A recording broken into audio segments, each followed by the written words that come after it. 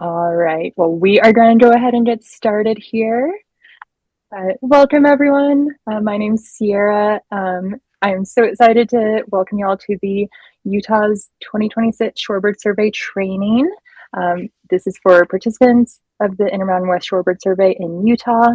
And on behalf of the entire partnership, welcome. Thank you.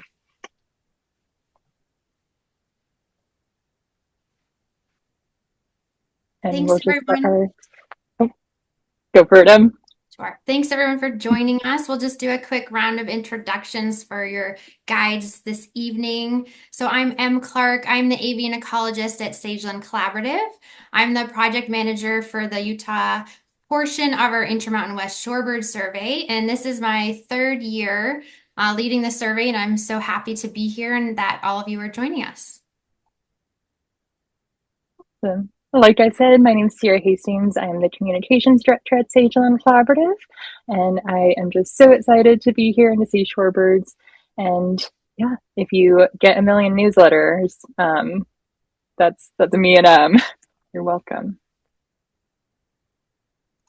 Great, thanks, Sierra. And I'm Max Malmquist. I am the engagement manager for National Audubon Society Saline Lakes program.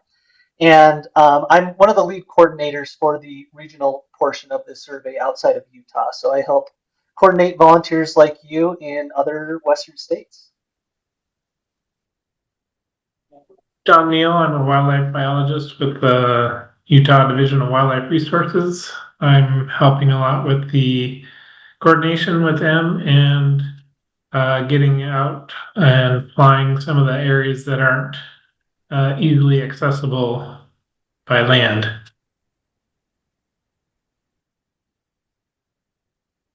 Great. Thank you all so much. So I just wanted to briefly go over our agenda for today. So as a reminder, when we get started on this webinar, you're muted and your videos are turned off, but please feel welcome to use the Q&A and chat features to communicate with us, and Sierra will be moderating that for everyone.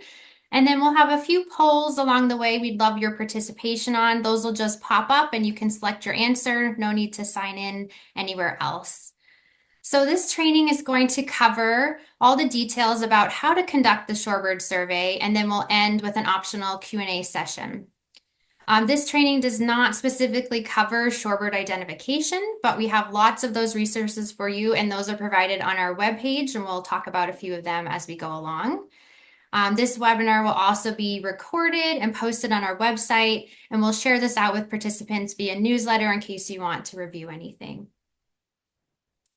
So I'm going to jump into getting started just with a quick introduction about shorebirds and the challenges that they are facing.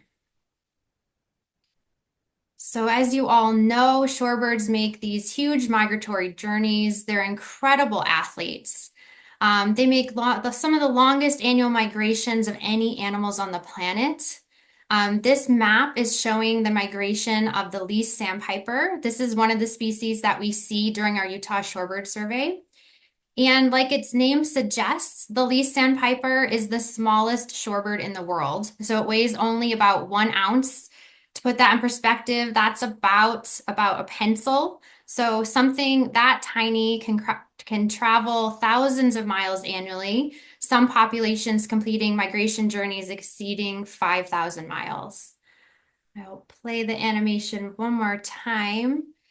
And so this shows their abundance as they move from their non-breeding grounds along the southern United States, Central America, and South America, making their way to their breeding grounds in the Arctic tundra of Alaska, northern Canada, and back again.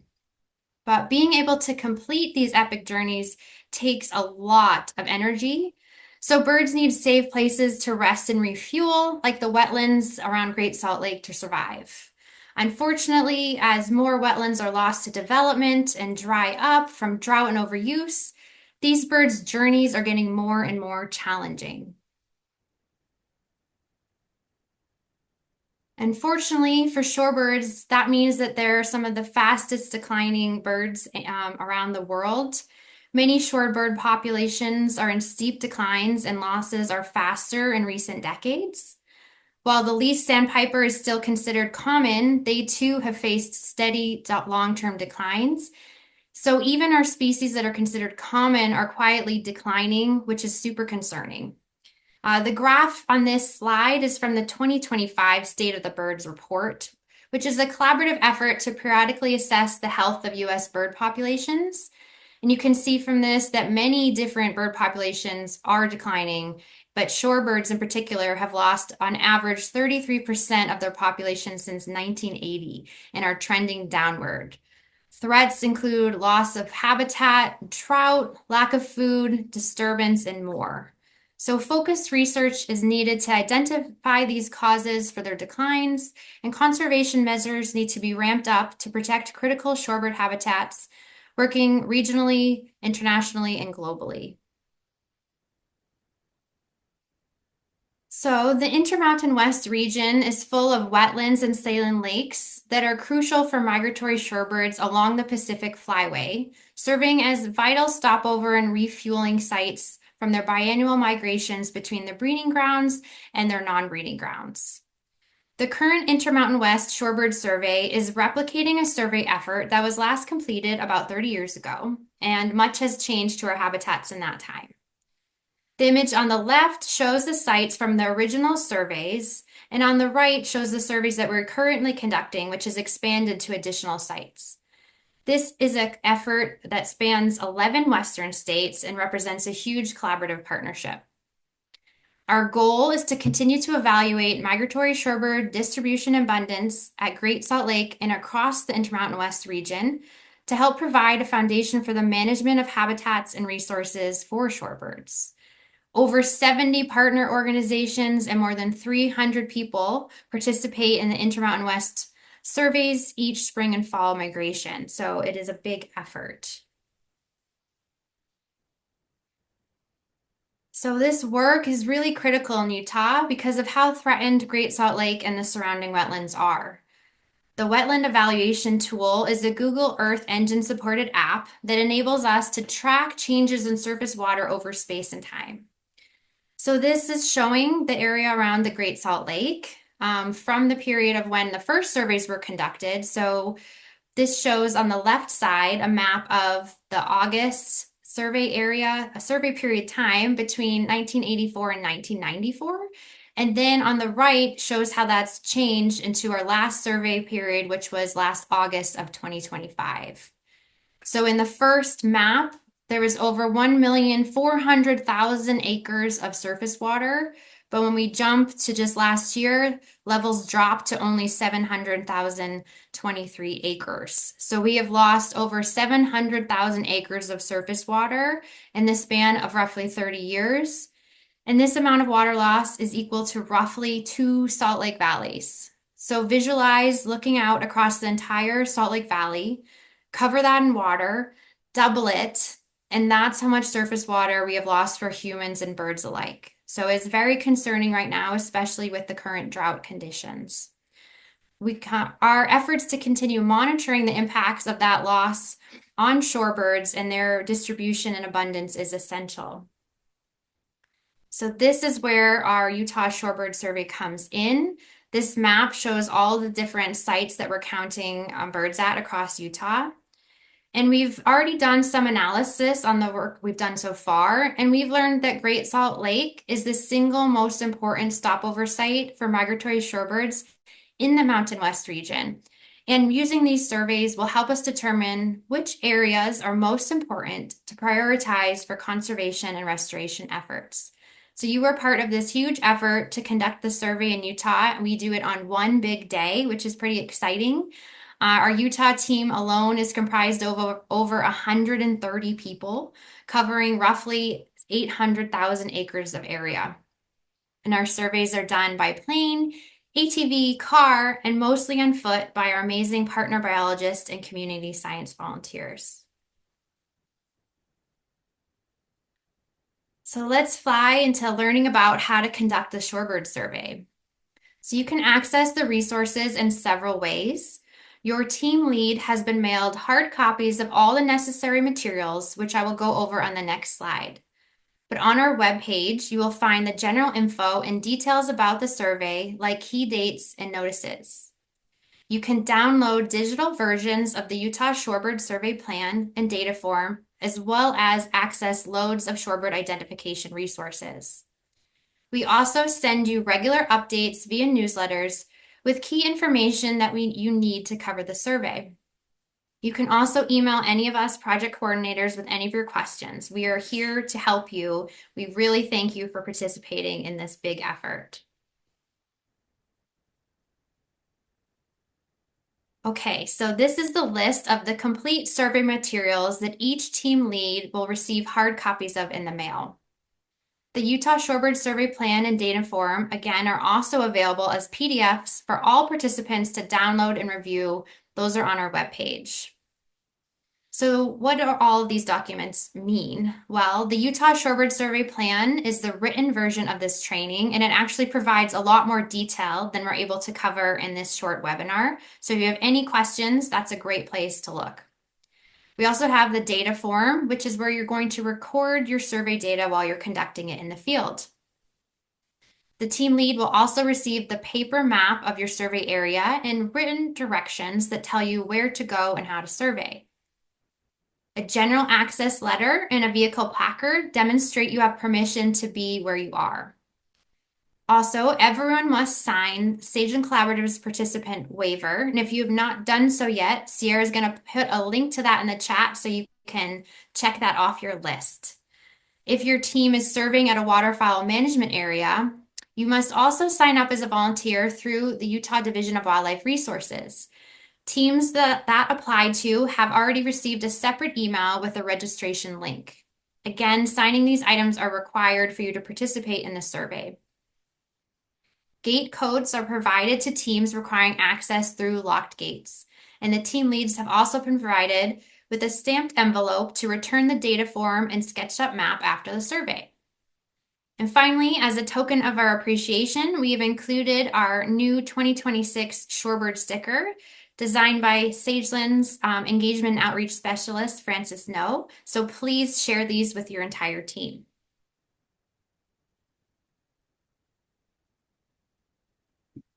To participate in our surveying efforts, please prioritize your safety and that of others. We ask that you stop surveying immediately if you have any safety concerns. Please remember that partners are mandatory, never survey alone. We encourage a see something, say something approach to ensure everyone is looking out for one another. And beyond physical safety, we are committed to your well-being in a culture of inclusion. We ask that everyone treat each person's unique perspectives and identities with respect. And if you have any questions regarding our inclusive environment, please reach out to us directly or submit your feedback anonymously via our webpage.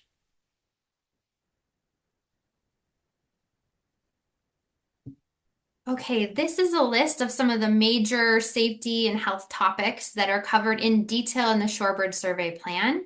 So please, again, make sure you're reviewing that section before you head out into the field, as it'll give you lots of safety topics and mitigation strategies in case any of the items might come up. But just a few key points to keep in mind is that temperatures are going to vary greatly while you're out there. So we recommend dressing in layers and wearing shoes that can get muddy or wet. And remember, bathrooms aren't readily available, so please plan accordingly. Remember to establish a communication plan with someone not participating in the survey so they know when to expect your return. Thank you for prioritizing safety during this field season. Now I'm going to pass it over to John, who's going to tell you a little bit more about bird flu and some tips for navigating the WMA roads. Many of you know avian influenza, AI, or bird flu has been confirmed in Utah and at sites around Great Salt Lake, Utah Lake, and Amalga Barren Sanctuary. Many water birds, eared grebes most recently, have died due to this disease and may be found during the survey. Do not approach or touch any sick or dead birds. Sick birds may be lethargic or otherwise behave in an unexpected way. We request that you let me know if you see any groups of 5 or more sick or recently dead birds. Please take a picture from a distance with GPS location enabled and report the incident to me, John Neal. You can find my contact information in the Shorebird Survey plan.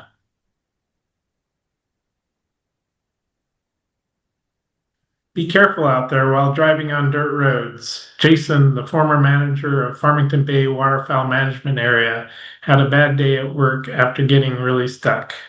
Please be careful when driving on dirt roads during your surveys. Many of the paths we use are actually earthen dikes rather than standard roads. They lack a solid base and become extremely soft and slippery after precipitation. Please be very conservative when deciding which dikes to drive on. While gravel dikes are generally safe, it is perfectly acceptable to skip surveying an area if it is inaccessible. We will discuss how to record these instances on your datasheet soon. Keep in mind that many sites are remote, making it difficult to communicate if you get stuck. For those surveying at waterfowl management areas, I will consult with the managers beforehand to identify specific areas you should avoid. Thanks, John. All right, now we're going to jump into some more of the basics about the survey. So, as John mentioned, if the roads are expected to be really bad, so if we have a severe rain or extremely muddy roads, we will reschedule our survey day. We will send you an email newsletter update a few days in advance, as well as post notices on our website with the survey status. And if you haven't been to your survey area before and want to review the route with me virtually, please let me know and we can set that up. If your survey area requires a key or a gate code or carrying a permit, these items have been shared with your team lead. And note on observers that just because we did assign one person as the team lead does not mean that we expect them to do all the work. There are several tasks and you should split them up. So please take turns sharing bird counting. Someone else can be the data recorder on the data form. And we also always need a navigator. We recommend starting your survey near sunrise so you have time to complete your route and don't get too much glare from the sun. Tips on how to travel around your survey area are in the survey plan. And your survey area also has a predetermined route in which you survey in only one direction. So please make sure you're following that. We also have been granted special permission by permit to access these areas. So please treat the lands, the people, and all the wildlife with respect. Some shorebirds and waterfowl will be nesting, so please be mindful of any territorial behavior and keep a safe distance from those birds. Please don't bring your pet on the survey with you. Let's take a look at our equipment checklist. Again, this is also in our survey plan. So in addition to your bird watching supplies, please prepare for the worst. We know after listening to our talk, you're not going to get your car stuck in the mud, but just in case you get stranded, make sure you do have enough food and extra clothing just in case, so a bad situation doesn't become dangerous to your safety. Now let's take a look at an example of a survey area. These are the maps that are provided in hard copy form to the team leads. This is an example of the Harold Crane WMA North survey area. And the survey area you can see is centered on the map and is delineated by a yellow line. The survey area also contains a survey route. Here you can see a black dotted lines are the route, which is surveyed by a high clearance vehicle. I want to note that if you have a driving route, it doesn't mean stay in your car. Please get out along your route anywhere you see shorebirds to count them. On some of the maps, we were able to point out specific areas that would make good lookouts, but this is not the only place you can stop. So please make sure that you're checking all the areas you need to and getting out of the car, and make sure you're looking around so you're spotting all the shorebirds that you can. Now let's take a closer look at what is in your survey area. So I've highlighted the survey area in yellow, and so you only want to count the birds that you find specifically within those boundaries. That's because on the other side of your survey area are other teams counting those birds. So for example, the area surveyed in blue is a different team than your team in yellow. And so the birds in red you wouldn't count, but the birds that are here in yellow are in the green area or for your team to record. So make sure that you're looking at your map and the navigation tools to know what the survey boundaries are so that we avoid any double counting. So in addition to the paper map and written directions, we have a great navigation tool you can use from your smartphone, which really makes things much easier. So these directions are in the survey plan, but we're going to run through them now. You can use the QR code to pull up the app, or you can open up your app store on your smartphone and download the free ArcGIS Field Maps app from Esri. You can try this now, so you can run through it with us, or you can do it later. But at any point, you can reach out with me with any questions. Please keep in mind you actually don't need an account and no login is required, so it should be super easy to use and access. Okay, so once you've done the first two steps, your third step is to use the search bar and you're going to type in our Utah Shorebird Survey. Our project will show up on the list and you can go ahead and select it.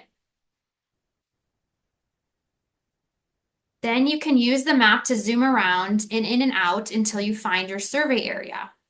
The app also shows you the route and directions and key points, just like the paper map once you click on it. Make sure though that you're enabled your app to access your location, because that allows you to see exactly where you are when you're in your survey area. You'll show up as a little blue dot moving around in your survey area, which is super helpful to know where you are and what areas you still have to cover. Now, this works great if you have cell phone service, and most of our sites do. However, if you want a backup plan, we have an option for that. So you can click on the three small dot menu and choose an add an offline area. You can create your own custom map for your survey area, but even easier, we have a list of preset map areas that cover all the survey areas and are ready to download.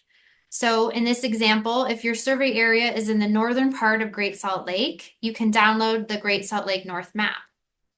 This enables you to have access to the map even if you don't have service on your cell phone, and you can still navigate around your site. So I encourage you to download this app and play around with it before the survey, and please let us know if you have any questions. We think it's a huge asset and we hope you'll find it really useful when you're in the field.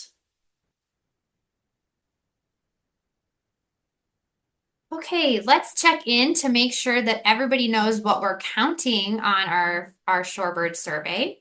So in Utah, do we count A, shorebirds only, B, all birds and counted on the survey, or C, shorebirds and white-faced ibis? So take a moment to pop your answer there in the poll.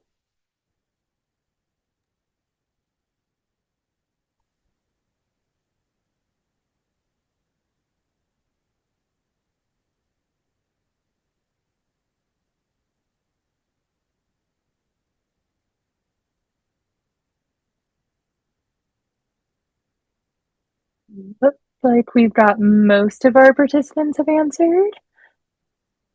Do you want me to read out the? Sure, let us know. All right. 67% of y'all think that we count shorebirds and white-faced ibis. A few people think all birds. A few, the same amount, think shorebirds only. What do we count? Yeah, this is a little tricky. So on the shorebird survey, we are counting shorebirds and white-faced ibis. So those are the birds that we're going to be focusing on. And I'm going to give you a little bit more info about why we're also counting white-faced ibis. So this bird shares many habitats with and has similar foraging behavior as many shorebirds, but it's actually a wading bird. And the marshes and wetlands around Great Salt Lake provide critical nesting habitat for this species. And unfortunately, this bird has also experienced some recent declines, which are sparking concern. So starting in 2024, we took advantage of our survey effort to also include white-faced ibis, because they do use similar habitats and have similar behaviors to shorebirds, and they're a large bird with pretty distinct features. So they make it really easy for us to just add them to our survey. So again, we are counting shorebirds and white-faced ibis on our survey.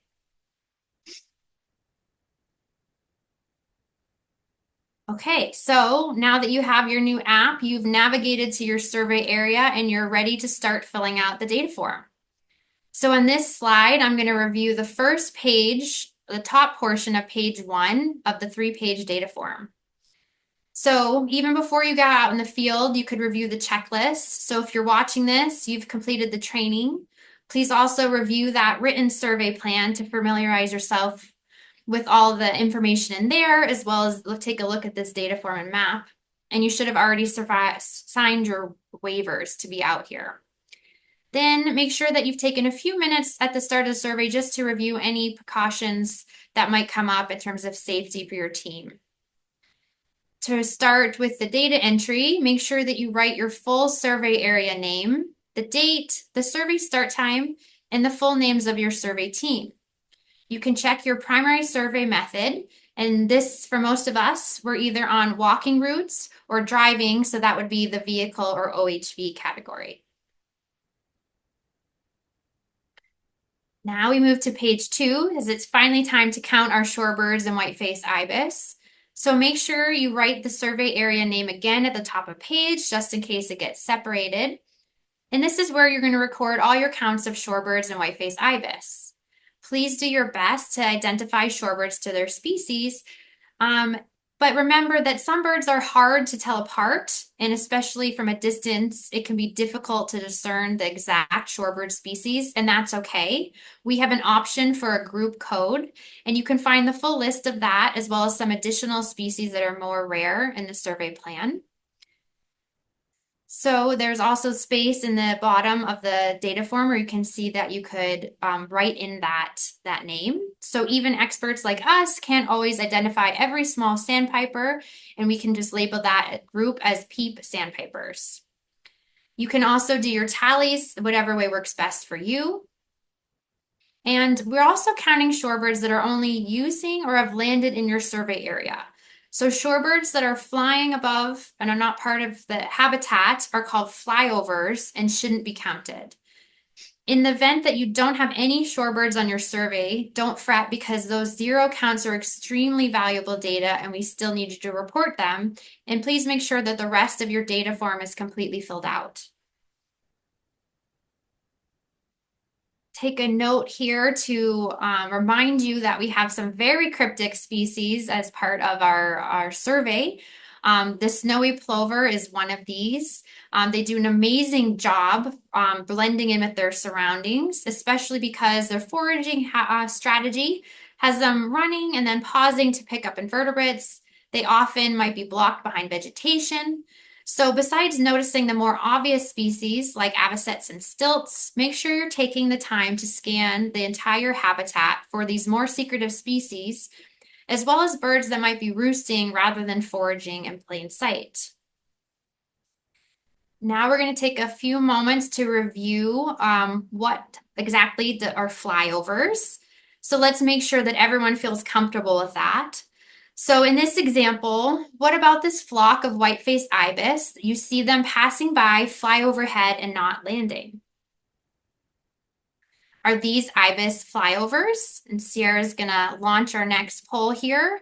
So no, they're not flyovers because I can see them, so I should count them. Or yes, they're just passing through. I can enjoy but not count them. So take a moment and submit your answers here.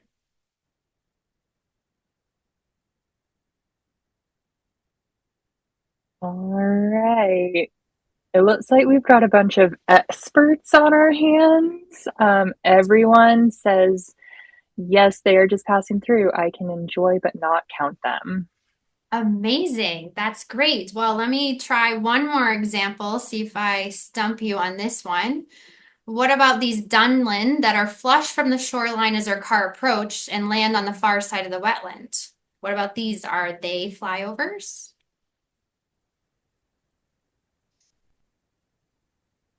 So yes, they're flying away, Or no, they flush, but we're already using the habitat first.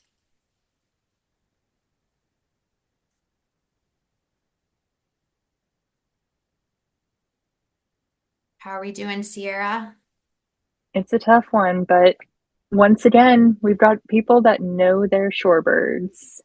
Every single person said no, they flushed, but we're using the habitat first. Amazing. Excuse me. So these are not flyovers because they were using the habitat, so these would get recorded on your data sheet. All right, now we're going to jump into a little bit harder stuff, how to count flocks of shorebirds. So this is hard for even professional biologists. But first, let's take a quick poll without giving it too much thought. How many shorebirds do you think were on that screen? So 25, 50, 100. And don't share the results with us yet, Sierra. I want to see what everyone thinks, and then we're going to run through how we might count them.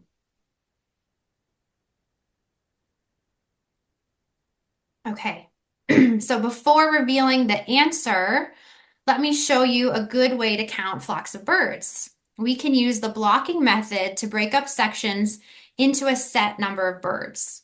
So here is visualized by the orange boxes. I am counting a cluster of about 10 sanderlings and then visually blocking those clusters.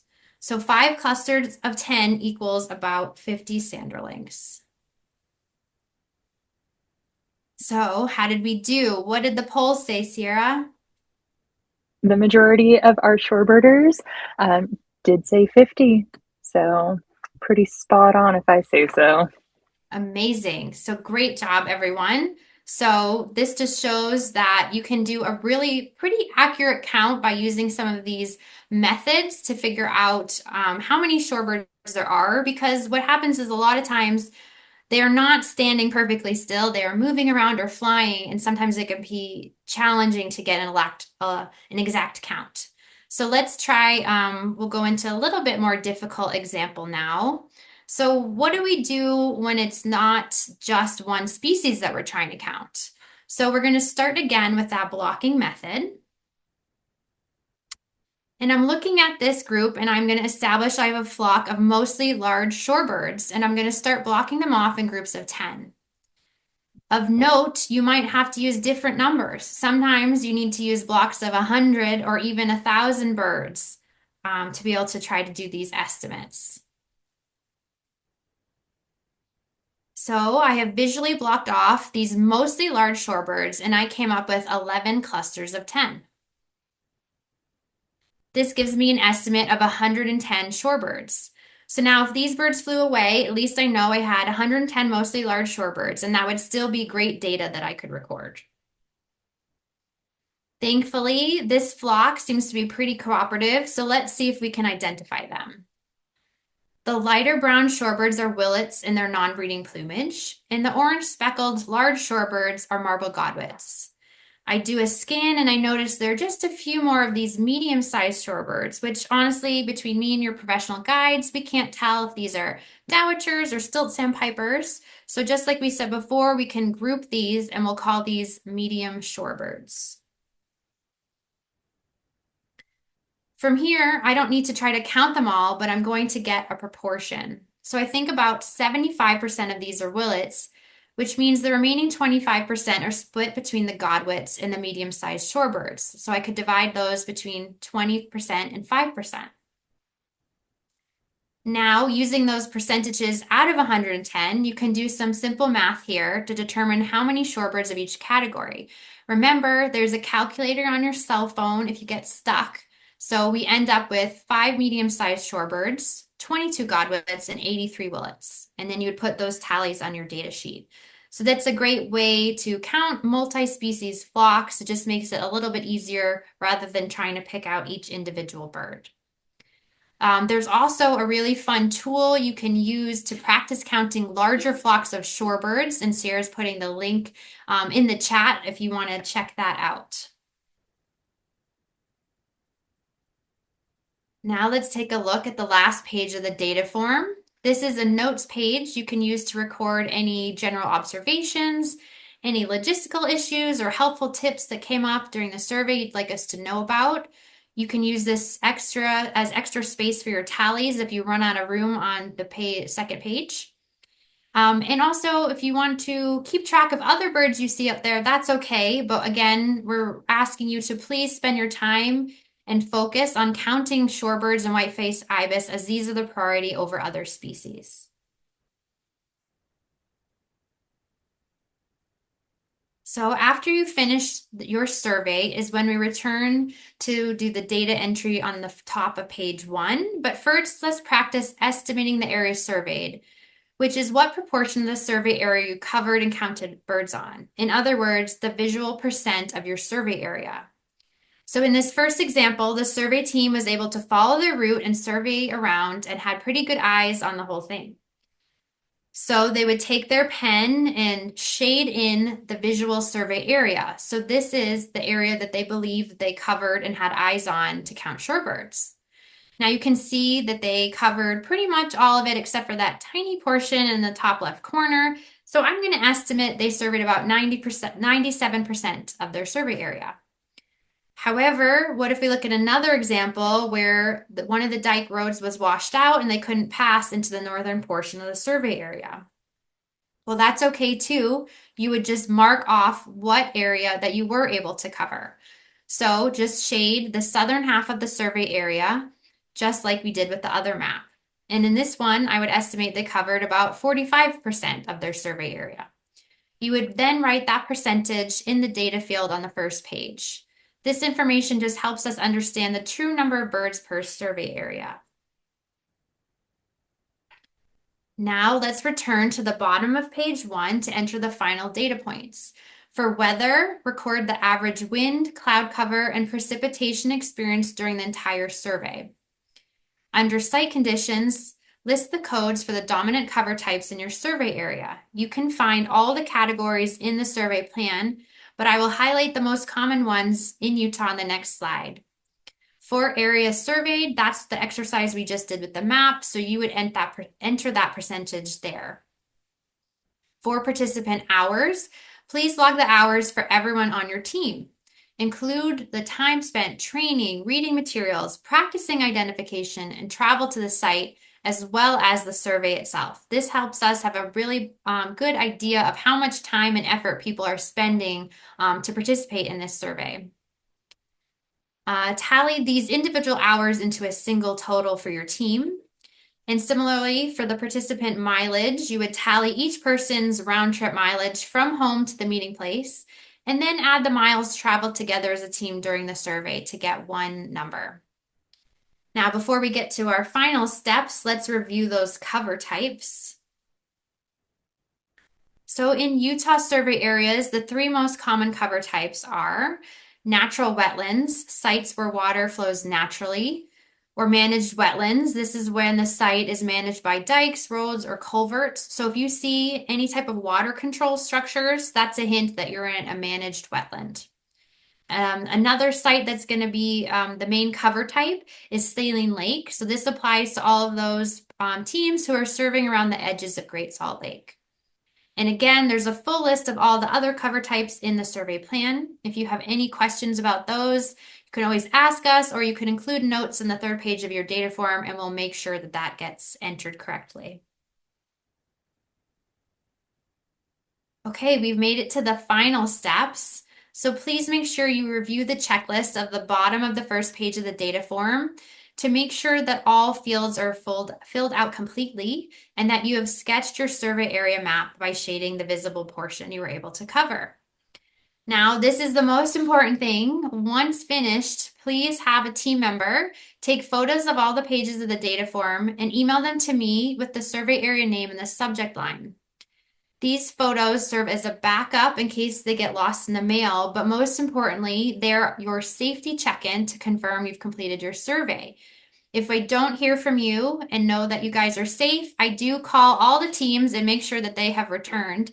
So please don't make me call you all, and just send your pictures in, and so I know that everybody is safe and on their way home. Finally, team leads should use the provided stamped envelope to return the original paper and data forms in the sketch.map. And please make sure you do that within 2 days of finishing the survey, because then we can get started right away with compiling the data and working on the analysis. That's the gist of our Shorebird survey plan, and I'm going to pass it over to Sierra, who's going to talk to us a little bit more about how to share your experience. Thanks, Sam. We absolutely love hearing your stories and hearing all about your shorebird surveys, and we would love for you to share that with us, whether that's on social media with the hashtag ShorebirdsCount, by emailing photos or videos directly to me, or submitting them through the Google form that we send out in our newsletters. Your stories really help us promote the importance of shorebirds and community, and really help other people fall in love with these amazing species and habitats. And you probably noticed that this training was very focused on how to do the survey, but we also have a number of resources posted on our website to help you brush up or get started on shorebird identification. And one of those great resources are our Utah Shorebird ID flashcards.